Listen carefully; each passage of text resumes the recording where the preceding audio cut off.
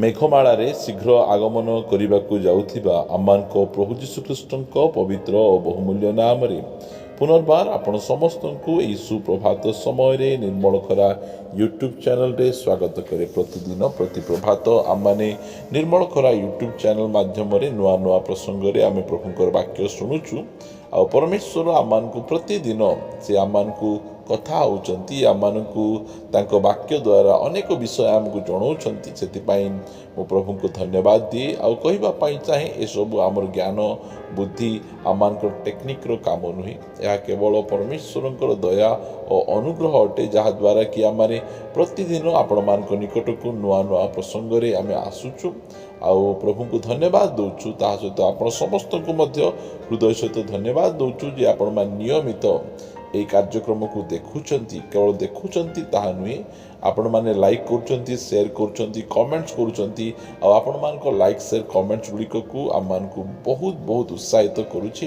ନିରନ୍ତର ଆପଣମାନେ ଆମମାନଙ୍କୁ ଏନକରେଜ୍ କରୁଥାନ୍ତୁ, ଏହା ଆମେ ଆପଣମାନଙ୍କୁ ଅନୁରୋଧ କରୁଛୁ। ପ୍ରିୟମାନେ, ଆସନ୍ତୁ ଆଜିର ପ୍ରସଙ୍ଗ ନିକଟକୁ ଯିବା। ଆଜି ମଧ୍ୟ ଗୋଟିଏ ସୁନ୍ଦର ପ୍ରସଙ୍ଗ ପ୍ରଭୁ ଆମମାନଙ୍କୁ ଦେଇଛନ୍ତି। ପ୍ରସଙ୍ଗଟି ଏହି ପ୍ରକାର ଅଟେ, ଅନ୍ୟର ଦୋଷ ଓ ଦୁର୍ବଳତାକୁ ଆମେ ଜାଣିଲା ପରେ ମଣ୍ଡଳୀ ପାଳକଙ୍କୁ ଆମେ ଜଣାଇବା ଉଚିତ କି? ଏ ବିଷୟରେ ଆମେ ଅନେକ ସମୟରେ ବିଭିନ୍ନ ପ୍ରକାର ମତ ଆମେ ପ୍ରକାଶ କରୁଥାଉ। ଆଜି ଆମେ ଦେଖିବା ଅନ୍ୟ ବିଶ୍ୱାସୀ ଭାଇ ଓ ଭଉଣୀଙ୍କର ଦୁର୍ବଳତା ଯେଉଁ ସମୟରେ ଆମେ ଜାଣୁ, ସେହି ସମୟରେ ଆମେ ମଣ୍ଡଳୀର ପାଳକଙ୍କୁ ଆମେ ଜଣାଇବା ଉଚିତ କି? ସେହି ବିଷୟରେ ଆମେ କଥାବାର୍ତ୍ତା ହେବା। ପଢ଼ିବା ଗୋଟିଏ ପଦ, ଗାଲାତୀୟ ପୁସ୍ତକ 6 ଅଧ୍ୟାୟର 1 ପଦରେ ପଢ଼ିବା। ଗାଲାତୀୟ ପୁସ୍ତକ 6 ଅଧ୍ୟାୟର 1 ପଦ ଲେଖାଗଲା, ହେ ଭାଇମାନେ, ଯଦି କେହି କୌଣସି ଅପରାଧରେ ଧରା ପଡ଼େ, ଆତ୍ମିକ ଯେ ତୁମ୍ଭେମାନେ ମୃଦୁ ଭାବରେ ସେହି ପ୍ରକାର ଲୋକକୁ ସଂଶୋଧନ କର। ପ୍ରିୟମାନେ, ମଣ୍ଡଳୀରେ ରହିବା ସମୟରେ ବିଭିନ୍ନ ପ୍ରକାର ବିଶ୍ୱାସୀ ଭାଇ ଭଉଣୀମାନେ ରୁହନ୍ତି ଆଉ ସେମାନେ ବିଭିନ୍ନ ପ୍ରକାର ବିଷୟରେ ସେମାନେ ପଡ଼ିଯାଆନ୍ତି। ଯଦି କୌଣସି ଭାଇ ବା ଭଉଣୀ ଦୁର୍ବଳ ଅଟନ୍ତି, ପଡ଼ିଗଲେ, କୌଣସି ଅପରାଧରେ ଧରା ପଡ଼ିଲେ, ଯେଉଁ ସମୟ ଧରା ପଡ଼ିଲା ପରେ ଆମମାନଙ୍କର ତାଙ୍କ ପ୍ରତି ପ୍ରତିକ୍ରିୟା କ'ଣ ହେବାର ଆବଶ୍ୟକ ରହିଛି? ଲେଖାଯାଏ, ଆତ୍ମିକ ଯେ ତୁମ୍ଭେମାନେ, ଗୋଟେ ଆତ୍ମିକ ଭାଇ, ଗୋଟେ ପଡ଼ିଥିବା ବିଶ୍ୱାସୀ, ଗୋଟେ ଧରା ପଡ଼ିଥିବା ବିଶ୍ୱାସୀ ପ୍ରତି ତାର ବ୍ୟବହାର କେମିତି ଥିବ? ତୁମ୍ଭେମାନେ ମୃଦୁ ଭାବରେ ସେ ପ୍ରକାର ଲୋକଙ୍କୁ ସଂଶୋଧନ କର। ତାଙ୍କ ବିଷୟରେ ଇଆଡ଼େ ସିଆଡ଼େ କହିବୁଲ, ଏହା ଲେଖା ନାହିଁ। ଯଦି ସେହି ପ୍ରକାର ଭାଇ କି କୌଣସି ଭଉଣୀ ପଡ଼ିଯାଇଛନ୍ତି, ଗୋଟିଏ ମଣ୍ଡଳୀର ସଦସ୍ୟ, ଗୋଟିଏ ଶରୀରର ଅଙ୍ଗ ପ୍ରତ୍ୟଙ୍ଗ ଯେ ଆମ୍ଭେମାନେ ମୃଦୁ ଭାବରେ, କ୍ରୋଧରେ ନୁହେଁ, ରାଗରେ ନାହିଁ, ମାତ୍ର ମୃଦୁ ଭାବରେ ସେହି ପ୍ରକାର ଭାଇ ବା ଭଉଣୀକୁ ଆମେ ସଂଶୋଧନ କରିବା। ଭାଇ, ଆମେ ପ୍ରଭୁଙ୍କର ଲୋକ, ଭଉଣୀ, ଆମେ ପ୍ରଭୁଙ୍କର ଲୋକ। ଆମର ଜୀବନ ଏ ଯେ ପ୍ରକାର ରହିଲେ ପ୍ରଭୁଙ୍କ ନାମ ବଦନାମ ହେବ, ଆପଣ ନଷ୍ଟ ହେବେ, ଆପଣଙ୍କ ପରିବାର ନଷ୍ଟ ହେବ, ମଣ୍ଡଳୀର ନାଁ ମଧ୍ୟ ନଷ୍ଟ ହେବ। ଦୟାକରି ଆପଣ ଏହି ପ୍ରକାର କାମ କରନ୍ତୁ ନାହିଁ। ଆପଣ ପୁନର୍ବାର ଠିକ୍ ବାଟକୁ ଆସନ୍ତୁ। ଏହି ପ୍ରକାର ଭାବରେ ଆମେ ସଂଶୋଧନ କରିବା ପାଇଁ ବାଇବଲ ଆମମାନଙ୍କୁ ପରାମର୍ଶ କରେ। ଯଦି ଆପଣ ଆପଣଙ୍କ ମଣ୍ଡଳୀର କୌଣସି ଖ୍ରୀଷ୍ଟିଆନ ଭାଇ ଭଉଣୀମାନଙ୍କୁ, ଆପଣଙ୍କ ସହ ଭାଗୀ ଭାଇ ଭଉଣୀମାନଙ୍କ ମଧ୍ୟରୁ କେହି ଯଦି କୌଣସି ପ୍ରକାର ଅପରାଧରେ ପଡ଼ିଯାଏ, ଆପଣ ଜାଣନ୍ତି, ଆପଣ ଧରନ୍ତି, ତାହେଲେ ତାଙ୍କ ପ୍ରତି ଆପଣଙ୍କର ବ୍ୟବହାର କି ପ୍ରକାର ରହିବାର ଅଛି, ଏହା ଆମେ ଦେଖିଲୁ। ମୃଦୁ ଭାବରେ ସେହି ପ୍ରକାର ଭାଇ ବା ଭଉଣୀକୁ ସଂଶୋଧନ କରିବା ପାଇଁ ବାଇବଲ ଆମମାନଙ୍କୁ କହେ। ପଢ଼ିବା ଗୋଟିଏ ପଦ, କରନ୍ତୀୟ ପୁସ୍ତକ 1 କରନ୍ତୀୟ 1 ଅଧ୍ୟାୟର 11 ପଦରେ, କାରଣ ହେ ମୋହର ଭାଇମାନେ, ଖ୍ଲୋଇଙ୍କ ପରିଜନଙ୍କ ଠାରୁ ତୁମ୍ଭମାନଙ୍କ ସମ୍ବନ୍ଧରେ ମୋ ନିକଟରେ ଏହା ପ୍ରକାଶ କରାଯାଇଅଛି ଯେ ତୁମ୍ଭମାନଙ୍କ ମଧ୍ୟରେ ଦଳଭେଦ ଅଛି। ପ୍ରିୟମାନେ, ଆମେ ଦେଖିଲୁ ସେହି ସ୍ଥାନରେ ଗୋଟିଏ ବିଶ୍ୱାସୀ ଭାଇ ବା ଭଉଣୀଙ୍କର ଯଦି କୌଣସି ପ୍ରକାର ପାପରେ, କୌଣସି ପ୍ରକାର ଅପରାଧରେ ଯଦି ଧରା ପଡ଼ୁଛନ୍ତି, ତାହେଲେ ତାଙ୍କୁ ମୃଦୁ ଭାବରେ ସଂଶୋଧନ କରିବା ବିଷୟରେ ଲେଖାଯାଉଛି। ଆଉ ଏହି ସ୍ଥାନରେ ଲେଖାଯାଉଛି ଯେ ଖ୍ଲୋଇ, କରନ୍ତୀୟ ମଣ୍ଡଳୀରେ ଖ୍ଲୋଇ ବୋଲି ଗୋଟିଏ ଫ୍ୟାମିଲି ଥିଲେ। ସେହି ଫ୍ୟାମିଲି, କରନ୍ତୀୟ ମଣ୍ଡଳୀର ଭାଇ ଭଉଣୀମାନଙ୍କ ମଧ୍ୟରେ ଯେଉଁ ପ୍ରକାର ଦଳଭେଦ, ମତଭେଦ ଥିଲା, ସେମାନଙ୍କ ମଧ୍ୟରେ ଯେଉଁ ପ୍ରକାର ଭାବରେ ଅଶାନ୍ତି ଥିଲା, ସେହି ସବୁକୁ ସେ ପାଉଲଙ୍କୁ ଜଣାଉଛନ୍ତି। ମଣ୍ଡଳୀର ସ୍ଥାପନ କରିଥିଲେ ପାଉଲ। ସେହି ପାଉଲଙ୍କ ନିକଟକୁ ଖ୍ଲୋଇ କ'ଣ କରୁଛନ୍ତି, ଚିଠି ଲେଖି ତାଙ୍କୁ ଜଣାଉଛନ୍ତି, ଭାଇ ଭଉଣୀ ଏହି ପ୍ରକାର ସମସ୍ୟା ରହିଛି ମଣ୍ଡଳୀରେ, ଦୟାକରି ଆପଣ ଏହି ପ୍ରକାର ଭାବରେ ସାହାଯ୍ୟ କରନ୍ତୁ। ଦେଖନ୍ତୁ କେତେ ସୁନ୍ଦର। ଅନ୍ୟମାନଙ୍କର ଦୁର୍ବଳତାକୁ ଯଦି ଆମେ ପାଳକଙ୍କୁ ଜଣାଇବୁ ନାହିଁ, ମଣ୍ଡଳୀର ନେତାଙ୍କୁ ଆମେ ଜଣାଇବୁ ନାହିଁ, ମଣ୍ଡଳୀର ସମସ୍ୟା, ଅନ୍ୟ ପରିବାରର ସମସ୍ୟା ଯଦି ଆମେ ତାଙ୍କୁ ନ ଜଣାଇଲେ ଆମେ କାହାକୁ ଜଣାଇବୁ? ଆମେ ନିଜେ ସେହି ପ୍ରକାର ଲୋକଙ୍କୁ ଆମେ ସଂଶୋଧନ କରିବା।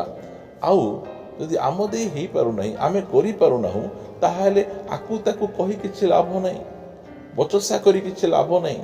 ଏ ଯେଉଁ କ୍ଲୋଇଙ୍କର ପରିବାର, ଏ ଯେଉଁ କ୍ଲୋଇଙ୍କ ପରିବାର, ସେମାନେ କେତେ ସୁନ୍ଦର ଭାବରେ ସେମାନେ ପାଉଲଙ୍କୁ ଚିଠି ଲେଖୁଛନ୍ତି। ସେ ମଣ୍ଡଳୀର ସ୍ଥାପନକର୍ତ୍ତା ପାଉଲ କରନ୍ତୀୟ ମଣ୍ଡଳୀକୁ ଆସି ସୁସମାଚାର ପ୍ରଚାର କରି ସେ ମଣ୍ଡଳୀକୁ ସେ ସ୍ଥାପନ କରିଥିଲେ। ତାଙ୍କ ନିକଟକୁ ଲେଖି ସେ ଜଣାଉଛନ୍ତି, ପାଳକ ଆଜ୍ଞା, ଆମମାନଙ୍କର ଏହି ମଣ୍ଡଳୀରେ ଦଳଭେଦ ରହିଛି, ମତଭେଦ ରହିଛି, ଏହି ମଣ୍ଡଳୀରେ ବିଭିନ୍ନ ପ୍ରକାର ସମସ୍ୟା ଗୁଡ଼ିକ ରହିଛି। ଏସବୁ ଗୋଟି ଗୋଟି କରି ପାଉଲଙ୍କୁ ଜଣାଉଛନ୍ତି। ପାଉଲଙ୍କୁ ଜଣାଇଲା ପରେ ପାଉଲ ସେ ସ୍ଥାନକୁ ଆସିପାରୁନାହାନ୍ତି, ମାତ୍ର ପାଉଲ ସେ ଗୋଟେ ଚିଠି ଗୋଟେ ଲେଖୁଛନ୍ତି, ଯାହାକୁ କି ଆମେ ପ୍ରଥମ କରନ୍ତୀୟ, ତାପରେ ଆଉ ଗୋଟେ ଚିଠି ଲେଖୁଛନ୍ତି ଦ୍ୱିତୀୟ କରନ୍ତୀୟ। ସେ ଚିଠି ଲେଖି ମଣ୍ଡଳୀର ସମସ୍ୟା ସହିତ ଡିଲ୍ କରୁଛନ୍ତି, ସମସ୍ୟାର ସମାଧାନ ପାଇଁ ସେ ପରାମର୍ଶ ଦେଉଛନ୍ତି। କେତେ ସୁନ୍ଦର ପ୍ରିୟମାନେ, ମଣ୍ଡଳୀରେ ଯାହା ବି ଆମମାନଙ୍କର ସମସ୍ୟା ରହୁଛି, କୌଣସି ବିଶ୍ୱାସୀ ଭାଇ ଭଉଣୀମାନଙ୍କର ସମସ୍ୟା ରହୁଛି, ଅନ୍ୟ କାହାକୁ କହିଲେ ହେବ ନାହିଁ, ବଚସା କଲେ ହେବ ନାହିଁ। ପ୍ରଥମେ ଆପଣ ପଦକ୍ଷେପ ନିଅନ୍ତୁ, ତାଙ୍କୁ ଜଣାନ୍ତୁ, ତାଙ୍କୁ ସଂଶୋଧନ କରନ୍ତୁ, ତାଙ୍କୁ ପ୍ରଭୁଙ୍କ ନିକଟକୁ ଆଣିବା ପାଇଁ ଆପଣ ଚେଷ୍ଟା କରନ୍ତୁ।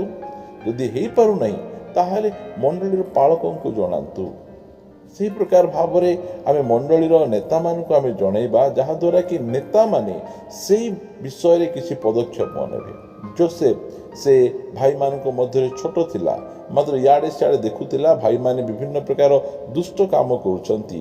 ସେ ସେହି କଥାକୁ ନେଇ ନିଜର ବାପାଙ୍କ ନିକଟକୁ, ଯାକୁବଙ୍କ ନିକଟକୁ ଯାଇ ଜଣାଉଥିଲା, ଭାଇ ବଡ଼ ଭାଇ ରୁବେନ ଏମିତି କଲା, ଭାଇ ଏଫ୍ରାଇମ ଏମିତି କଲା, ଭାଇ ବାପା ଜିହୁଦା ଏମିତି କଲା। କେତେ ସୁନ୍ଦର ଭାବରେ ସେ ଏହି ପ୍ରକାର ଭାବରେ ତାଙ୍କ ଭାଇଙ୍କର ଦୁର୍ବଳତା ଗୁଡ଼ିକ, କୁବ୍ୟବହାର ଗୁଡ଼ିକ ବାପାଙ୍କୁ ଜଣାଉଥିଲେ। ପ୍ରିୟ ପ୍ରଭୁଙ୍କ ଲୋକମାନେ, ଆମେ ପ୍ରଭୁଙ୍କର ଲୋକ ଅଟୁ, ଆମେ ଆତ୍ମିକ ଲୋକ ଅଟୁ। ଯଦି କାହାର କୌଣସି ଦୁର୍ବଳତା ଆମେ ଦେଖୁଛୁ, କାହାର ପାପ ଦେଖୁଛୁ, କିଏ ପାପରେ ଧରା ପଡ଼ିଲେ, ତାହେଲେ ଆମେ ତାଙ୍କ ବିଷୟରେ ମନୋଯୋଗୀ ହେବା, ପ୍ରାର୍ଥନାର ସହିତ ତାଙ୍କୁ ସଂଶୋଧନ କରିବା ପାଇଁ ଚେଷ୍ଟା କରିବା। ତାଙ୍କ ବିରୁଦ୍ଧରେ ଇଆଡ଼େ ସିଆଡ଼େ କହି ବୁଲିଲେ କୌଣସି ପ୍ରକାର ଉପକାର ହେବ ନାହିଁ, ଆଉ ଅଧିକ ଅପକାର ହେବ, ଆପଣ ମଧ୍ୟ ପାପରେ ପଡ଼ିଯିବେ। ତା ପଛେ ଦ୍ୱିତୀୟରେ ମଣ୍ଡଳୀର ନେତାଙ୍କୁ ଆମେ ଜଣାଇବା, ପାଳକ ଆଜ୍ଞା ଏମିତି ହେଇଗଲା, ପାଳକ ଆଜ୍ଞା ସେମିତି ହେଇଗଲା। ଆମେ ଯଦି ଜଣାଇବା, ତାହେଲେ ତାହା ଆମମାନଙ୍କ ନିମନ୍ତେ ଆଉ ଆମ ମଣ୍ଡଳୀ ନିମନ୍ତେ ଭଲ ହେବ। ପ୍ରିୟମାନେ, ଏହି ପ୍ରକାର ଅନେକ ଘଟଣା ଗୁଡ଼ିକ ବାଇବଲରେ ରହିଛି। ଆଉ ଆମେ ଆତ୍ମିକ ଖ୍ରୀଷ୍ଟିଆନ ଭାଇ ଭଉଣୀମାନେ ଅଟୁ। ଆମେ ଯେଉଁ ସମୟରେ ଏହି ପ୍ରକାର କୌଣସି ସମସ୍ୟା ହୁଏ, ତାହେଲେ ଆମେ ନିଜେ ପ୍ରାର୍ଥନାର ସହିତ ମୃଦୁ ଭାବରେ ସେହି ପ୍ରକାର ବ୍ୟକ୍ତିଙ୍କୁ ଆମେ ସଂଶୋଧନ କରିବା। ଆଉ ଦ୍ୱିତୀୟରେ ମଣ୍ଡଳୀର ନେତା ପାଳକ ମାନଙ୍କୁ ଯଦି ଆମେ ଜଣାଇବା, ତାହେଲେ ଆମର ମଣ୍ଡଳୀ ବହୁତ ସୁନ୍ଦର ଭାବରେ ଆଗକୁ ବଢ଼ିଯିବ। କାରଣ କରନ୍ତୀୟ ମଣ୍ଡଳୀରେ ବହୁତ ବଡ଼ ବଡ଼ ସମସ୍ୟା ଥିଲା। କରନ୍ତୀୟ ମଣ୍ଡଳୀରେ ଦଳଭେଦ, ମତଭେଦ ଥିଲା। କରନ୍ତୀୟ ମଣ୍ଡଳୀରେ ବ୍ୟଭିଚାର ପାପ ଥିଲା। କରନ୍ତୀୟ ମଣ୍ଡଳୀରେ ବିଭିନ୍ନ ପ୍ରକାର ସମସ୍ୟା ଗୁଡ଼ିକ ମୁଣ୍ଡ ଟେକିଥିଲା। ମାତ୍ର ଯେଉଁ ସମୟରେ ପାଉଲଙ୍କୁ ଜଣାଇଲେ, ପାଉଲ ଚିଠି ଲେଖିଲେ, ଲୋକମାନେ ବଦଳିଲେ, ସଂଶୋଧିତ ହେଲେ। ପ୍ରଭୁଙ୍କର ଗୌରବ ହଉ ପ୍ରିୟମାନେ। ସେଥିପାଇଁ ମଣ୍ଡଳୀରେ ଯେକୌଣସି ବ୍ୟକ୍ତିଙ୍କର ଆମେ ଦୁର୍ବଳତା ଦେଖୁଛୁ, ପ୍ରାର୍ଥନା ସହିତ ତାଙ୍କୁ ଆମେ ସଂଶୋଧନ କରିବା ପାଇଁ ଚେଷ୍ଟା କରିବା।